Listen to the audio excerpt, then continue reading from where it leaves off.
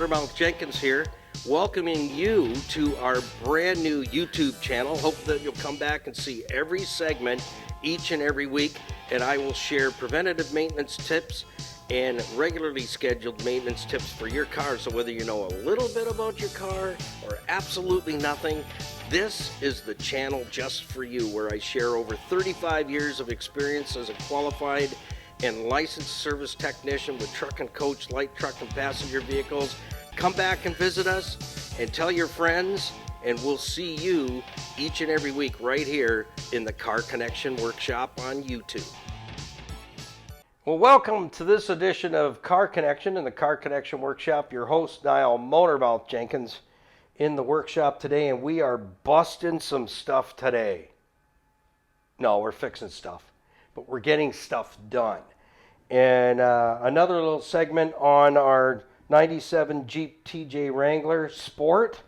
We're getting the engine ready, and this is the fuel system. We're working on the fuel system, and I wasn't going to share this with you, but I thought I would. I know. I'm a nice guy. Yeah, be sure to like, share, subscribe. Check your subscription if you're already subscribed, and make a comment. You know, nice video, or where can I get a shirt like that, or what's for lunch. Leave a comment, and keep them nice. Keep them nice. All right, because I'll tell you what. Here in the Car Connection Workshop, the complaint line goes all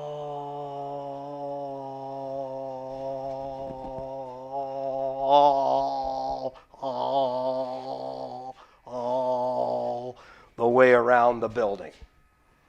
So we might get to you in your lifetime. So just saying, keep the comments nice. We appreciate you. So thanks for stopping by, friends. Something that to me is really simple, but it can be challenging, is I'm building up the intake manifold, the fuel rail, and fuel injectors for the Jeep TJ. I selected to go with the low mileage injectors. I've cleaned them and tested them. They're fine. I do have another set of injectors that came out of the old motor with 300,000+ kilometers on. Believe it or not, they're still in decent shape, but these ones have low mileage. But here's what I ran into. What can become the challenge is getting the injectors out of the fuel rail. And this is the fuel rail from the donor engine, and the O-rings, they're literally rusted right in there. Look at this one here, just brutal. And the fuel injection rail is absolutely, it's over. Yeah, she's singing. It's over. You're not going to use this. This is done.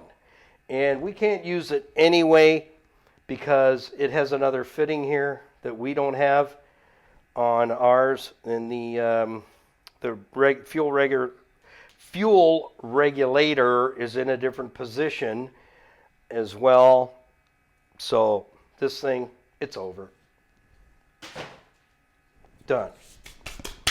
Enough said on that. Can't use it. It's over. If you end up with something like that, you know what, folks? Just don't waste your time.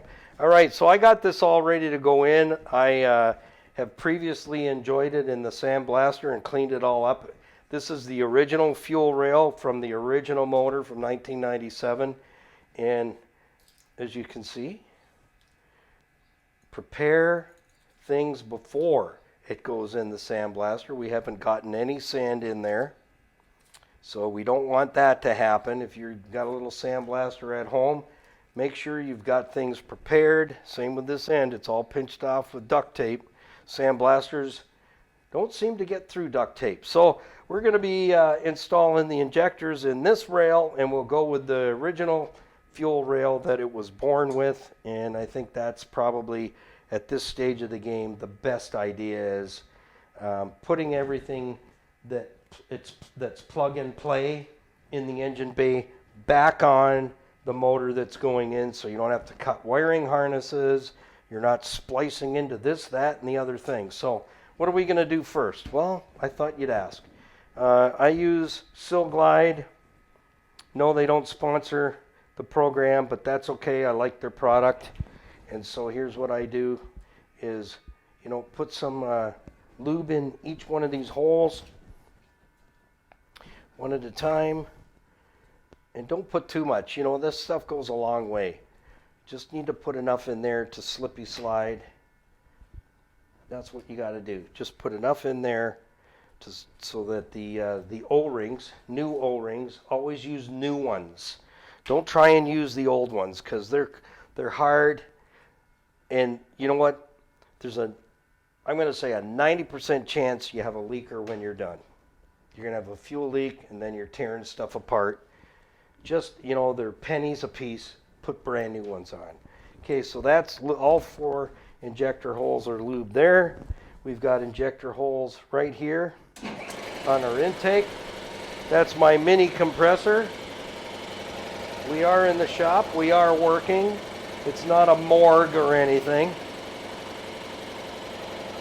Although we did have a moment of silence when we pulled the cylinder head off this engine out of this Jeep and discovered why it finally ended up in the boneyard, in the wrecking yard, was lack of cooling system maintenance. So we're going to share that story and the components as we found them that caused the engine to fail. So you're going to see that in another video. Okay, so now I've lubed my intake ports. I've lubed my fuel rail ports. So now what do I want next? I need a couple of O-rings. So again, don't put these in dry. I prefer to use this silicone lube than motor oil. The silicone lube is the safest for the job. So we grab an injector. They're not titled. They're all the same. And you know what? This stuff is so slippery, you can hardly grab it. But that's okay. Just going to get that over there, just like that. Bring this one back. Get it over there just like that. And then we're going to pop it into the hole. Not like that, but just like that. Boop. See how easy that went? You have to make that sound every time you do it. Boop. So we're going to do another one, just for giggles. Here we go. And you know what? When you prepare everything in advance like this, it's a joy to put it together because you're not fighting with anything. What's on these? I put some corrosion free on here. You ready? On 3, 2, 1. Boop. All right, next victim. And there's enough lube here. The lube that I have on here won't affect neoprene or rubber that I sprayed on the injectors, so that's working out just perfect. In fact, it's so slippery. Have you guys seen the video where I lost the brake spring? We were working on Mr. Green Jeans there, and I found it over there. Yippee! Yeah. Be sure you don't lose an O-ring. You ready? 3, 2, 1. Boop. See how easy that is? And when you use the old O-rings, the crusty old Sea Dogs, you're going to argue to put those babies in. They're going on all by themselves. I think because they know it might be getting close to lunchtime. All right, ready? 3, 2, 1. Boop.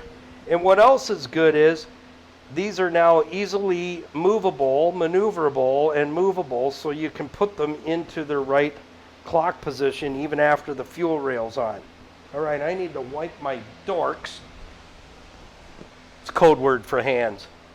Wipe your dorks. It's coffee break. Yeah. So now we have the clippies that hold the injectors and the fuel rails.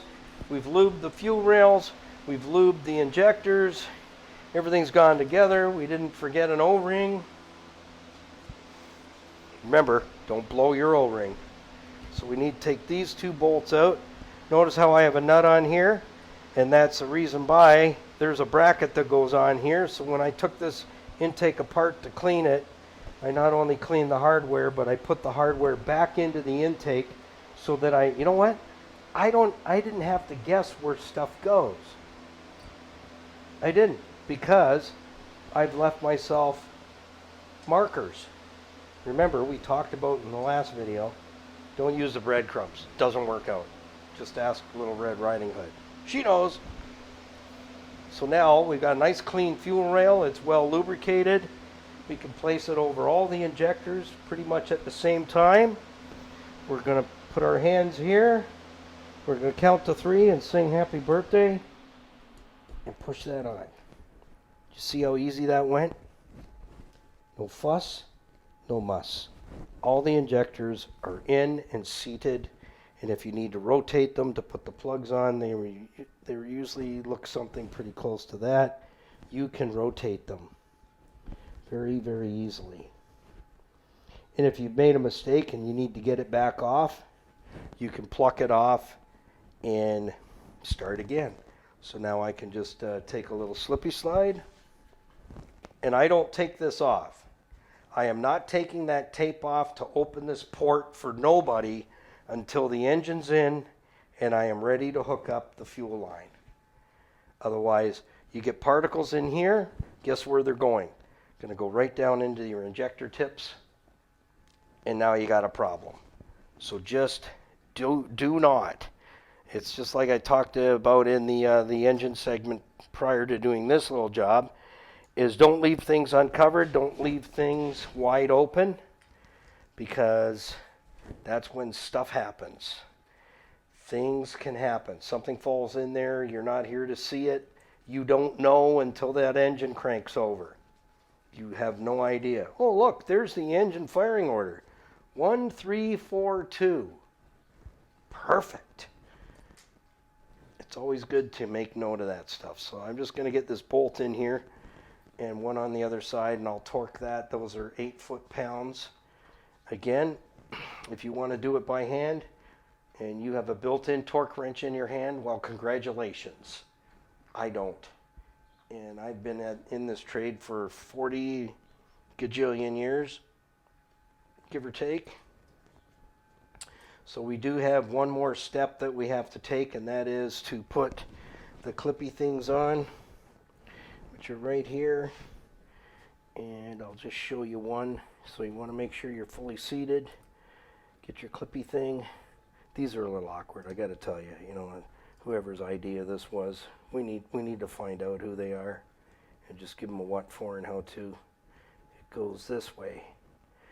It goes with this facing up, so you can get a screwdriver in there or something when you got to change them out to pry them off. So, but you just got to get lined up on the injector and snap that puppy in there if you can. They can be a bit tricky. Now, I'm telling you, you furry varmint. Maybe yes, maybe no, maybe not today. Maybe tomorrow. We'll come back and try it tomorrow. You got to get those in there. Yeah, it's not as easy as you think. They come off so much easier.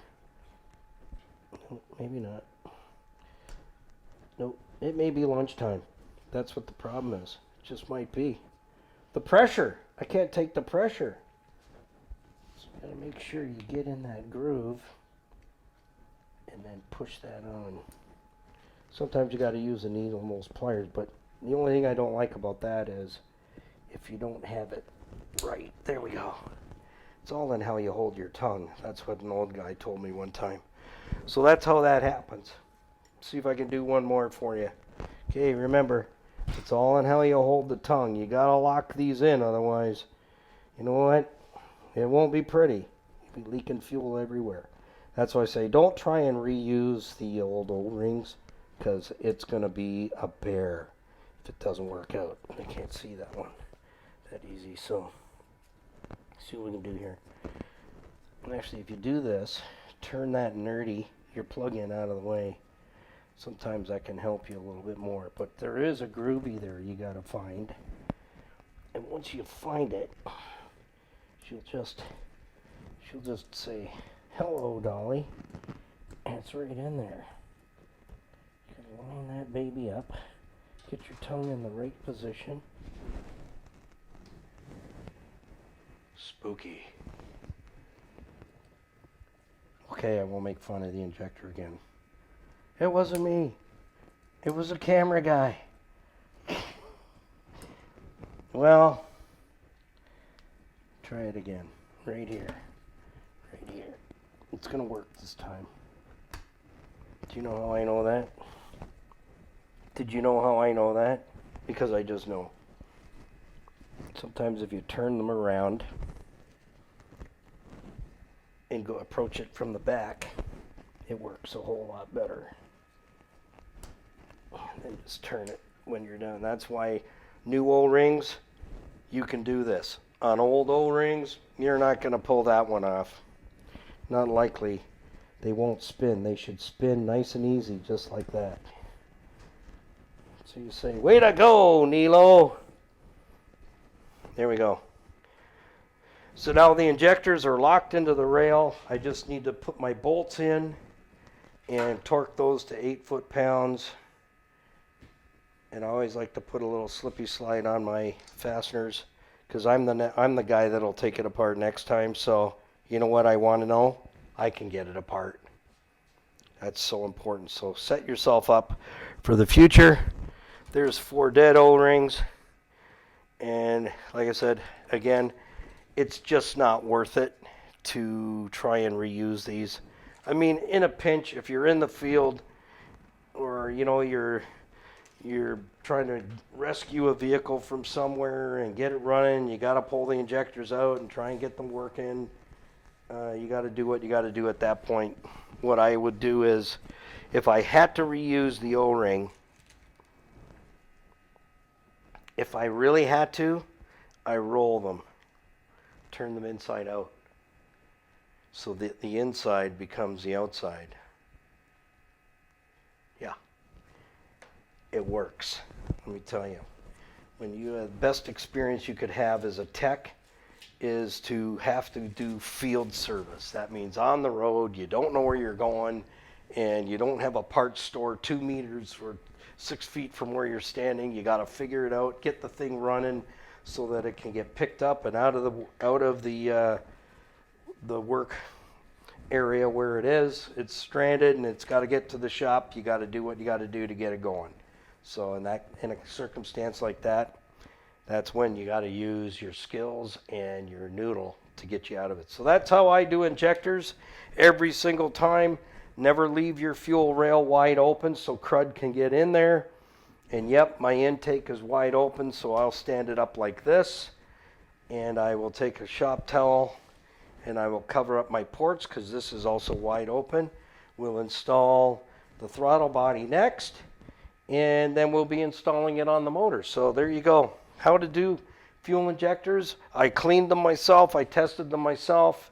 And they're low mileage, those ones, so we should be all right. If we don't, I have 4 more set aside. And we can now that we've put it together and everything is clean, new O-rings and lubricated, if I had to pop that fuel rail off to take one injector out, piece of cake when the engine's in.